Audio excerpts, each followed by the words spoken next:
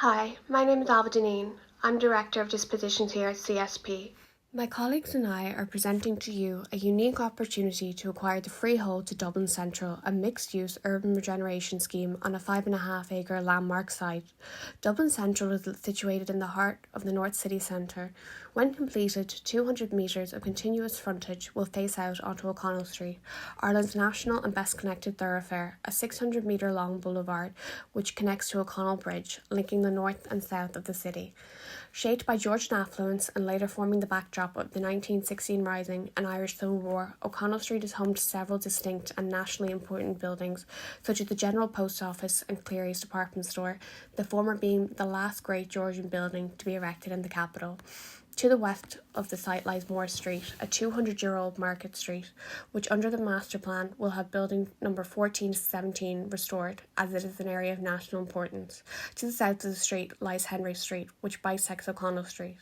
Alongside Grafton Street, this is a prime retail area in the city, with anchor tenants such as Arnott's department store, Marks and Spencer's and Zara. Henry Street allows for access to both Jervis and Ilac shopping centres, making it a destination for consumers. Dublin Central is unmatched for its connectivity, served by excellent integrated public transport system, O'Connell Street being a central hub. 31 bus routes pass through O'Connell Street. O'Connell Street is served by a light rail system called the Lewis. The Green Line, which runs vertically through the capital, has stops on either end of the street, and the Red Line, which runs horizontally through the city, can be accessed on an adjacent street. The plans for Dublin Central include the provision of a metro station 20 metres below street level, making this destination accessible and attractive to commuters and consumers. The master plan for Dublin Central was designed by leading Irish architects, Grafton Architects, MOLA and RKD in conjunction with ACME to create a sensitive regeneration, retaining the historic character of the area while allowing for contemporary uses. All 6 phases have been granted planning by Dublin City Council and on board Planata, planning reference 5126/22, allowing construction to begin on site for up to 12 years. The site has provisions for 2 hotels totaling 15,400 square metres, providing 210 rooms, 5,400 square metres of prime contemporary retail space, 97 residential units, 44,300 square metres of flexible office space, new pedestrian links, and a 1,140 square metre civic space. Dublin Central's thoughtfully designed master plan blends historic preservation with cutting-edge urban development to create a dynamic and thriving city centre destination, making it more than an investment. It is a rare opportunity to shape the future of the capital city. Hi, my name's Thomas Ryan and I'm Head of Investments at Cityscape Properties. While the global economy continues to face challenges with ongoing tensions in the Middle East and uncertainty around potential shifts in trade as a result of the recent US presidential election, Ireland's investment market continues to slowly rise. After a slow Q1, there was 514 million invested in Q2, as well as nearly 600 million across 24 deals in Q3, bringing the total this year to 1.27 billion. Dublin took 79% of the market, with the biggest deal coming from the sale of the Square shopping centre in Tallaght for 113 million. But we also await the sale of Blanchardstown shopping centre for a reported 600 million. Investment in the office sector reached 143.4 million in Q3, with a total of nearly 250 million for the first 9 months of this year.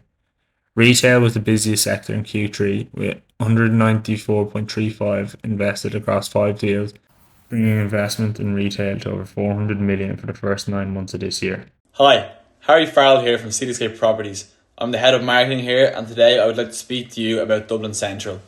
Dublin Central, which is located on the famous O'Connell Street, is a historic investment opportunity. This site is at one of the most busiest districts in Dublin City when it comes to business and culture. A prime commercial property with substantial redevelopment opportunities is Dublin Central. This site will attract investors and developers looking for a premium address with prospects for mixed-use development because of its central location, close access to major transportation hubs such as Connolly train station and Abbey Street Lewis stop, both being at your doorstep, not to mention the many Dublin bus routes in the area, retail units and tourist attractions such as the Spire and the GPO. Leading property portals like myhome.ie, daft.ie and our own personal webpage, cityscapeproperties.ie.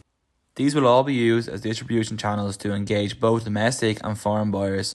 Marketing brochures on the property and virtual tours will be also available through our website.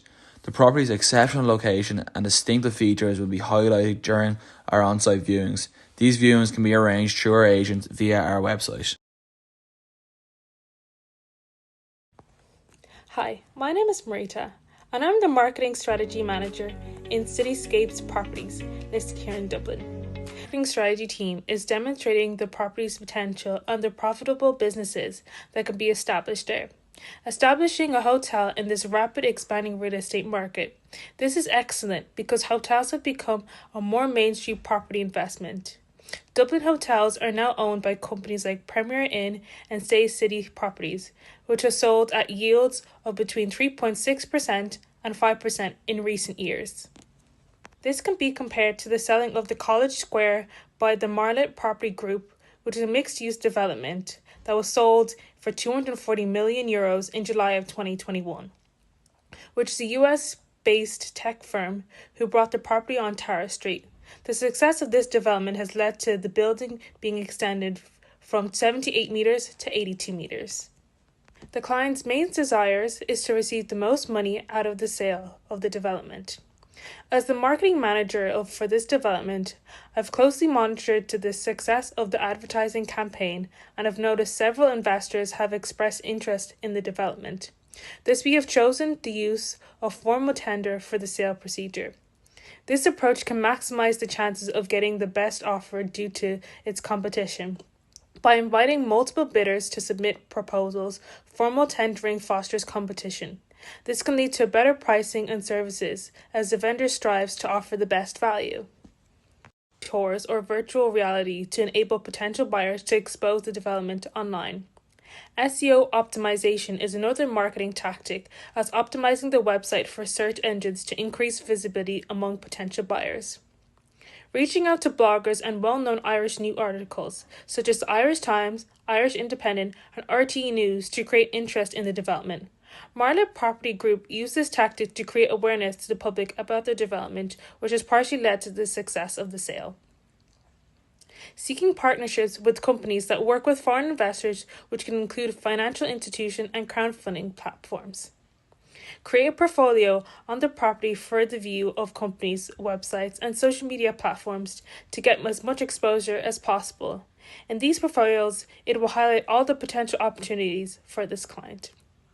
Part of marketing is to acknowledge the previous client's feedback and contact them to collect knowledge about what we did right and wrong and how to improve.